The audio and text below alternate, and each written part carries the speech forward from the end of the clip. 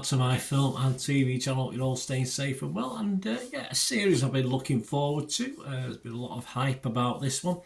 I'm going to look at a British based mythological dark comedy. Yes, I remember back in the day, was it Good Omens? I thought was quite good. I thought this might be something similar.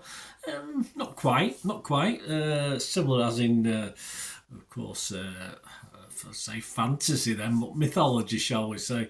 This was created by Charlie Covell for Netflix, and it's called simply KAOS, K-A-O-S. And it's available on Netflix from the 29th of August 2024. I'm doing this review on the 30th of August 2024. So what's it about? Well, it's about the all-powerful yet insecure god Zeus. Of course, he starts to fear that his end of his reign once he notices a wrinkle or two on his forehead. God help all of us on that basis, possibly indicating the end of the world, hey? Who knows? He becomes paranoid and vengeful towards his lieges. Meanwhile, three humans start to discover their connections with each other and grand conspiracies involving the Greek gods. So there you go. It's an 8-episode series. It's released on the 29th of August 2024. So we'll see who's in it, and I'll give you my views and other people's views on this series. Please, if you are new to the channel and you've not yet subscribed, if you can do so, that'd be fantastic. I try and inform and entertain where I can, and it's not just about me. I give other people's views as well, but I'll give you my honest opinion of things as well. It'd be great to have you on board. If you do check through the channel, see stuff on my football team, Manchester City, as well. So if that's any interest, please jump on. Or if you know someone who might be, who's not interested in film and TV, perhaps give them a kick in my direction. And we do have memberships for both channels at the moment. You get membership for one, you get membership for the other, football and film and TV. Just 99p a month, and you get early access to all my vlogs, and you support the channel, which is wonderful, guys. If you can do that, just 99p a month, that'd be absolutely brilliant, certainly for the football side, where there's dozens and dozens of vlogs that sometimes not available for up to a year or even longer, that you get immediate access to, and a copy of all my scripts as well. So anywhere I've got a script for it, I can send you a copy if you ask for it. So a little benefit. So it'd be great to have your support. Or if you can't do that, just give us a like, guys. Give us a like. That's also nice to have. And we do have sponsors at the moment, but I'll have a word about them before we go. And if you're interested in that, please stick with me. Right, who stars in this? Well, we've got Jeff Goldblum as Zeus, Janet McTeer as Hera, Cliff Curtis as Poseidon, David Thewlis as Hades, Killian Scott as Orpheus, Debbie Mazur as Medusa, Stephen Delane as Prometheus, Aurora Perunau as Riddy or Eurydice, Misia Butler as Canius. Yeah, Eddie Izzard's in this as well, but we'll talk about him in a minute. Very good characters. I like the characters. A great cast, really is. I think there's no real big weaknesses in it at all. Perhaps oddly, the most weaker person for me was possibly Goldblum, who I do like generally, but I just thought his portrayal of Zeus perhaps was a little toned down to what perhaps someone else might have done with it. I'm not going to come up with names for you, but yeah, just probably one of the lesser performances in this. He does okay, don't get me wrong, he still does a decent job, but others are far more effective in this.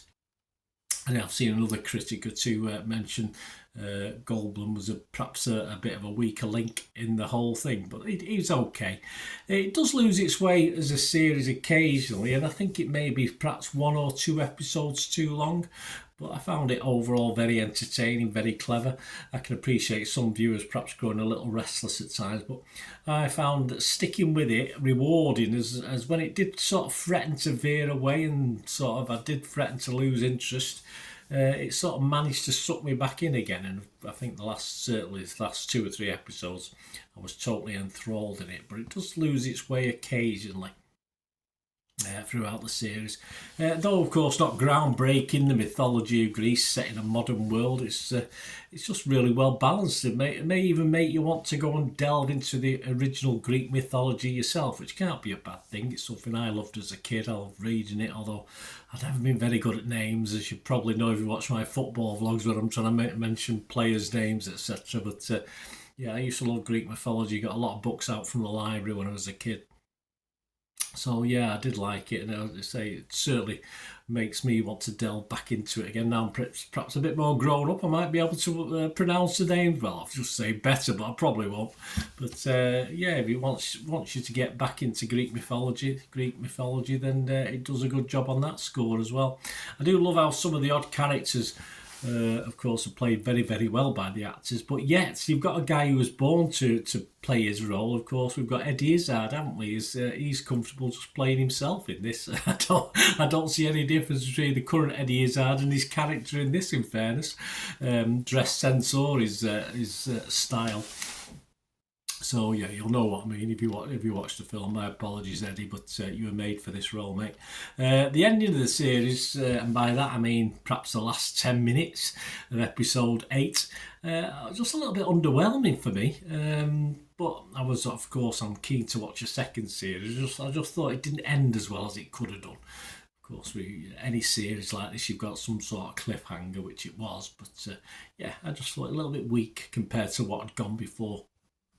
So my scores on this, I am going to be fresh, of course, on Rotten Tomatoes. I'm going to be positive on Metacritic, and I'm going to give this a very healthy overall. I mean, certain episodes probably were touching 7.5, perhaps 8 out of 10. Other episodes probably down 5.5, 6s. So I'm going to give it overall a 7 out of 10 for this series. I did enjoy it. What about other people? What are other people thinking? Well, not too far adrift to what I'm thinking. Rotten Tomatoes, only 13 critics. It's getting 6.7 out of 10. 77% positivity, 10 were fresh, just 3 rotten though.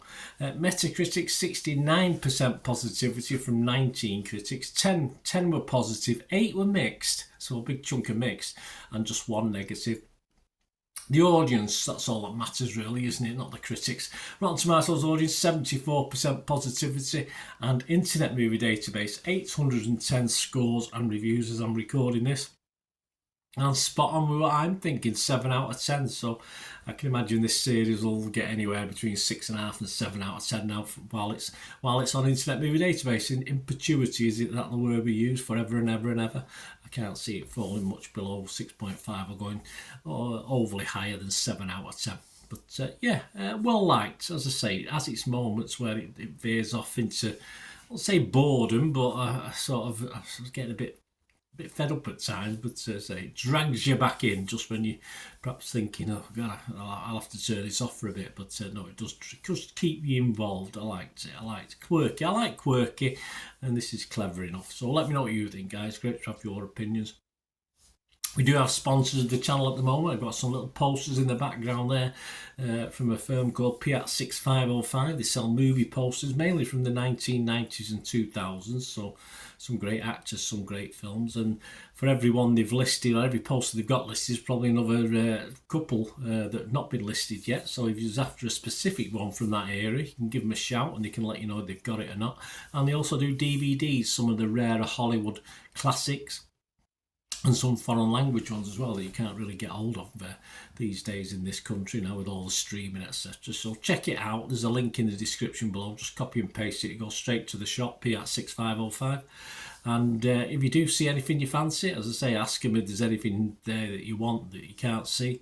If you do see anything you fancy, just say Bernard sent me. Just give them a message saying you got this through Bernard, and you'll get a 10% refund on your order total as well if you place an order. So don't forget to do that. Otherwise, they won't know. If you don't mention me, they won't know you've watched me, and that's where you got your information from. So my thanks to Piat 6505, and my socials are on screen. So if you want to support this channel or the football channel or both, just get in touch, guys. We can have a chat about that. More importantly, get in touch and let me know what you thought of KAOS, and are you looking forward to a series 2 like I am? So let me know about that. It'd be great to hear. Until we meet again, I'll never ask one thing, don't I? Please stay safe, everyone. Bye for now.